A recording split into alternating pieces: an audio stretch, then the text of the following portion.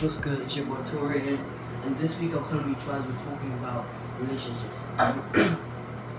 So I'm gonna tell you a bit about mine. If you follow me on Instagram, you probably know that I'm in a relationship. I'm in with this very beautiful girl. Her name is Bree. We've been dating for about 19 plus months now. We met on Instagram. Yeah, which is weird because a lot of people don't believe it, that it actually works. Well, we met on Instagram in April 2013 and we talked for about 6 months and then we started dating in November. So we met in November, I think November the 6th, and then we started dating on the 26th. I asked her out on Instagram. I don't know, a lot of people think Instagram is just Instagram, but like Instagram is what brought me and my girlfriend together, so it's kind of important in that way too. So I asked her to be my girlfriend on the 26th. My birthday's on the 26th and her birthday's on the 26th, so I thought, why not make our anniversary on the 26th? And it was kind of awesome what happened the night I asked her to be my girlfriend. I used to be a huge procrastinator, so I had a paper due the next day and I was just writing it. So I was up all night on the 26th and it was due on the 27th, and she stayed up with me on Skype, of course. She stayed up with me for as long as she could, and she slept with me and woke up with me and made sure I finished my paper. And at the end I got like I think I got A on the paper, so A minus, I'm not too sure, but I did really well on the paper, and I'm sure her keeping me company and keeping me focused definitely helped me achieve that. And so that was a good night to ask her to be my girlfriend. So we've been dating for a while, and we're long distance for about almost 18 months, and then she moved here, so she lives here with me now in Canada. It's kind of really nice. Not kinda, it's definitely really nice having her around, having her closer. A lot of people thought it would be different, us living together now, but we Skyped a lot, so it was pretty much like we're living together but living in 2 different places, but we were used to each other a lot. And I would say us being together is definitely easier than when we were not together in the same place. It's definitely easier. Communication is easier because we can now, like, when you're on the screen, you can see them, but like when you're in person, it's a lot different. So I think our relationship was definitely improved by us being together. And what I like about our relationship is that, like, we didn't rush anything. We talked for a while, because when I met her, I had just gotten out of a long-term relationship. I got out of a relationship in February. I met her in April. So I wasn't looking for a relationship. I was just looking for like a friend. And she was a really good friend to me. Like, she had just gotten out of a relationship too, and so neither of us were looking for a relationship. We were just really good company for each other, and we had loads of fun together.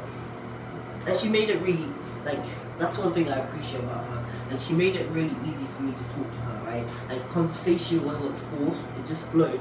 And that's what I really appreciated about her, and that's why I pursued the relationship with her. And now we've been together for such a long time. She's definitely my longest relationship, the longest relationship I've ever had. So long distance relationships do work, right? If you're committed to the person and you know what you want, it can work. So now back to her our relationship when it comes to my transition.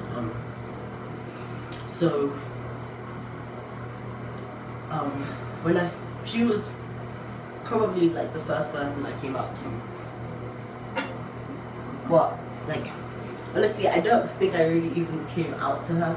It was just like a bunch of different things that were said to her that eventually led to us being where we are today. She helped me pick my name. I told her what I wanted. My name comes from my grandmother's name. She died a week before my 18th birthday, and so I wanted a name that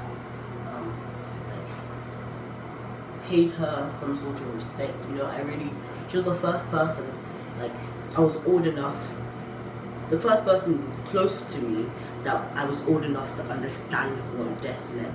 Like, I've lost people when I was younger, but I was too young to understand what it meant. So I did cry and I did feel sad, but I didn't really understand what death meant.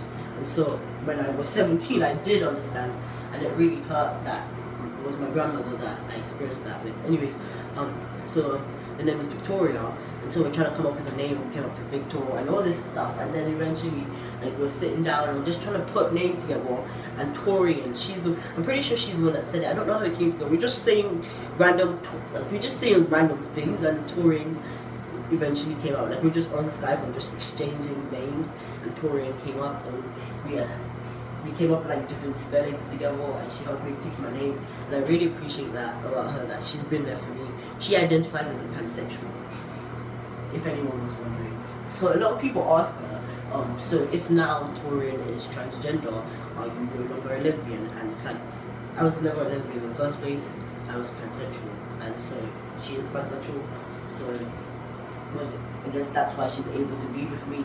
I don't know, because in her mind, it's not who I am in my body that she's in love with, she's who I am, she's in love with who I am as a person. Anyways, before the video gets too long, I'm just going to give you a little bit of advice. A lot of people, I saw a post on Instagram one time saying that, am I supposed to come out to my partner?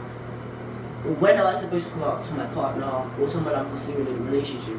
And loads of the comments said that you don't have to tell the person. And I'm like, why wouldn't you tell the person? Like, honestly, if you don't tell the person, I feel like you're setting yourself up for some sort of disaster. Because even if the person is okay with you being transgender, I feel like the person might be upset with you for keeping that type of information from them for so long. Like, that's something that is very important. Like, me being transgender is very important to me. Like, it's a very important part of my identity, and I'm sure that's the same for a lot of people. So if that's so important to you, why would you want to keep that away from someone that you're trying to be with? Like, it's almost like they're gonna find out sooner or later. Like, you're gonna get naked in front of them if you plan to have a sexual relationship with them, and they will find out that you're not cis male. So why wouldn't you just tell them, and like, hopefully you can build a relationship? Why would you build a relationship on dishonesty? I personally believe that if you don't tell a person about yourself, everything about yourself, especially if you're trying to be with this person, then like, you're building a relationship not on honesty. Like, so my advice to you is, if you're trying to be with someone, just be honest with them, and hopefully, like, everyone will find someone that they're gonna be with. So if you just meet a bunch of idiots that are not okay with you being transgender and they can't be with you because you're trans, you'll find someone who will be with you for who you are, regardless of whatever is going on in your life. They will be with you because they love you. So don't settle for someone who is just with you because they don't know you're trans. If you're afraid that this person will leave you because you're trans, why would you want to be with someone like that? Why would you want to be with someone who won't accept you for who you are? Like, that's what I don't get. So I'm already giving you my tip. Just be honest, and you'll find someone who will love you for who you are. I hope you enjoyed my video. Make sure you comment, make sure you like, make sure you subscribe. Yeah.